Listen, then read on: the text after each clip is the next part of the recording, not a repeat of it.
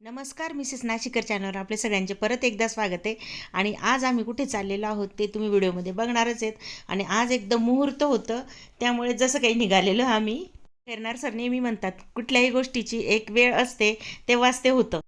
पण मी म्हणते काही नाही, आपण जर प्रयत्न नाही केले तर कसं काय होणार आहे. त्याचं त्याचं थोडीच आपोआप सगळ्या गोष्टी होतात. फायनली कपाट आणायचं आमचं मुहूर्त झालेलं आहे. कारण ना उंदरांनी ना खूपच त्रास द्यायला सुरुवात केलेली होती. आणि कॉटमध्ये कसं आहे, एवढे एवढे असे साईडला ते जुन्या पद्धतीचे कॉट आहेत ना, असे साईडला असे असे एवढे एवढे होल आहेत, तिथून बरोबर घुसून जातात.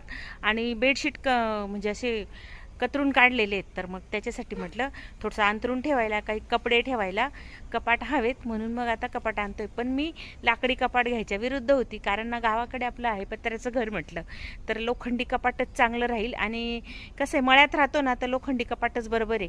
आणि जर लाकडी घेतलं तर सेम तसंच होईल म्हटलं, म्हणून मग आता कपाट आणायचं आमचं आजचं बरोबर मुहूर्त आहे. किती दिवसापासून चाललं होतं? एक वर्षापासून चाललेलं होतं. आज आहे आमच्या गावचा बाजार, तर बाजारचा सगळा भाजीपाला आणलेला आहे. आणि सकाळीच मी फ्रीज वगैरे आवरून ठेवलेलं आहे, म्हणजे मग आल्यावर नंतर भाजीपाला म्हटलं फक्त निवडू आणि फ्रीजमध्ये ठेवू. आणि खैरनार सर म्हटले नाही म्हणे, आता आपल्याला जायचं, पहिले कपाट आणायचं, मग तुझे काय कामं करायचे असतील ना ते कर म्हणे. म्हटलं ठीक आहे, म्हटलं जाऊ द्या. कसं आहे, वस्तू होणं महत्त्वाचं आहे. कारण ना ते लाकडी कपाट असले ना त्याला वाळवी लागते गावाकडे, आणि मळ्यात राहतो ना त्याच्यामुळे मग ते उदई वगैरे अशी असतेच. आणि पत्र्याचं घर आहे, परत मी एकदा सांगते, कारण पत्र्याच्या घराला खरंच खूप प्रॉब्लेम येतात बऱ्यापैकी.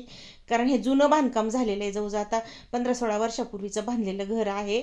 आमचं कसं कायम येणं जाणं राहायचं ना गावाकडे, मग राहता यायचं 2-3 4-4 दिवस. नाम क्या है इसका? स्टार.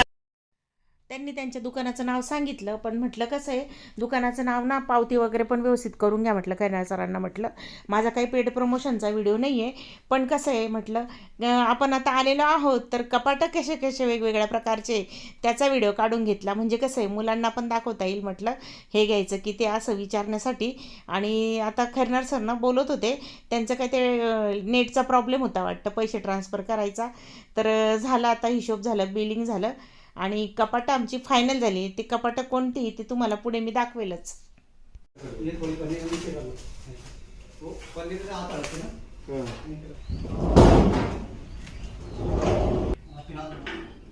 छान आहे, मला आवडलं होतं, हा कलर पण आवडला होता त्यामुळे आणला. आणि असं वाटतं की लोखंडी नसून सनमायकाचंच आहे की काय, असं त्याचं डिझाईन पण केलेलं आहे. सकाळचा आणलेला भाजीपाला सगळा निवडायचा होता, तर ते मी काकड्या पहिले चिरायला घेतल्या, सलाडसारखं करून ठेवत असते. आणि तेवढ्यात माझी एक जाव आली, देवकाई माझी जाव आहे ती आली होती, मग तिच्यासाठी चहा पाणी झालं. नंतर थोड्याशा गप्पा मारल्या, आणि गप्पा मारत मारत मी माझा भाजीपाला पण निवडून घेतला, चिरून काय जे चिरायचे होते ते चिरून घेतले. नंतर असे सगळे डबे आहेत माझ्याकडे टपरवेअरचे वगैरे जे मी वापरते, तर त्या डब्यांमध्ये भरून ठेवते. आणि मग कसं भाजीपाला पण फ्रेश राहतो. इथे कसं आहे, आता हा पावसाळा जो सुरू होईल ना, तर आता महिना ते 2 महिना आम्हाला भाज्याचं थोडंसं प्रॉब्लेमच राहील, तर बाजारातूनच आणावं लागेल बऱ्यापैकी.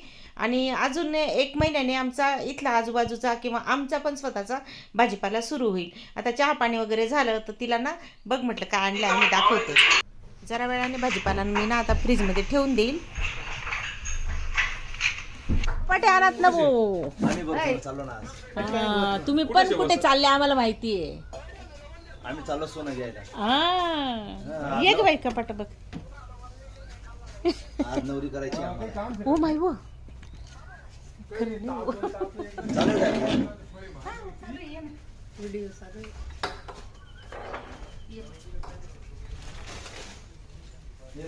न्यू आला का आपण तिकडचं आहे? नाही रे भाऊ, नवीन आणणार आहे. जुनं वाटलं ना तुला? नाही का म्हटलं बाई तिकडच आहे गावात, म्हटलं म्हणजे नाशिकचं. नाही कसं कितीला गेलं? 13 आणि ते दुसरं एक 13.5 मस्त आहे ना. जास्त गजगज नाही, काय नाही, एकदम काय मस्त छान आहे. हा, सगळेजण आले, गप्पा मारले, गावाकडे सगळे आले की ना सगळ्यांना असा आनंद होतो. कोणी काही वस्तू आणली ना मग नंतर चहा पाणी असं वेगळं वाटतं सगळं करणं वगैरे. आता बघा इथे भाजीपाला पण बोलता बोलता मी निवडून घेतलेला होता आधीच. तर मग आता हे सगळे टपरवेअर डब्यांमध्ये भरून घेतला. मेथीची भाजीचं कसं आहे, काड्या वेगळ्या, पालकाच्या काड्या वेगळ्या, फक्त पानं भरून ठेवले, मिरच्या धुवून ठेवल्या होत्या.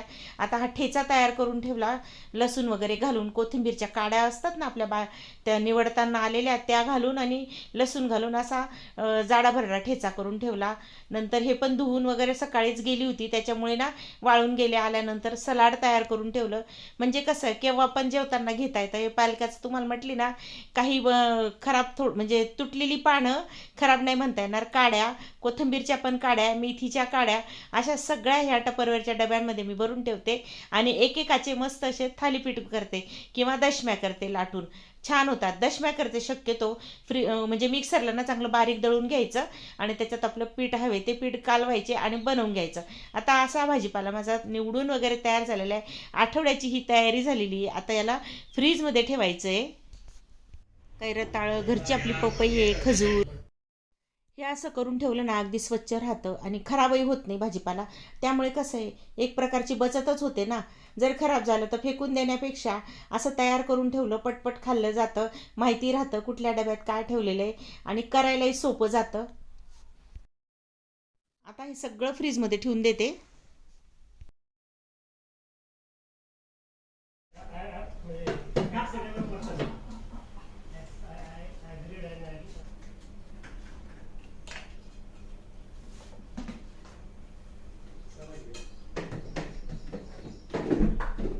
करणार सर तिकडे ना पडदे लावायचं काम करत होते, कारण ना पाईप वगैरे आणलेले होते. पण हा दादा येतो आणि तोच करून देतो आमची कामं, वेल्डिंग वगैरे, काही होल पाडणं वगैरे. खरं तर ते एवढे लांब होते ना, आमच्या पुण्याच्या घरचे आहेत ते. तर आता इथे लावायला म्हणजे दरवाजे छोटे पडतात. पडदे ना वाळून घ्यायचे आहेत मला, म्हणजे शिवून घेऊ म्हटलं. करणार सर म्हणे लावल्याशिवाय कळणार नाही पडदे, तर मग उद्या शिव म्हणे तू वाटलं असतं, पण आमचं काम आम्हाला करून घेऊ दे. म्हटलं करा बाबांनो. फ्रीजच्या वरच्या कप्प्यात दूध आणि दुधाचे जे पदार्थ असतील आपले ते, किंवा म्हणजे तुपाचा एखादा डबा असलं तूप तर असं सगळं ठेवत असते. खालच्या कप्प्यात ना बाकीच्या फळभाज्या ठेवते, काही पालेभाज्या 2 नंबरच्या कप्प्यात ठेवते आणि सगळ्यात खाली ना फळांचा सेक्शन केलेला आहे, म्हणजे तिथे लगेच काढता येतं. आता सध्या फळं आहेत तर असे ठेवा, जसं ॲडजस्ट होईल तसं मी करत असते. तुम्हाला कसं वाटलं? म्हणजे ना कधी कधी ट्रेमध्ये जास्तीच्या पालेभाज्या असल्या तर मग ट्रे भरून जातो, कधी मग फळं ठेवायचे. तर असं हे ॲडजस्ट करत असते. फ्रीज तसं छोटं आहे. तर माझा आजचा व्हिडिओ तुम्हाला कसा वाटला कमेंट करून नक्की सांगा. चला मग भेटूया पुन्हा छानशा नवीन व्हिडिओमध्ये. तोपर्यंत बाय.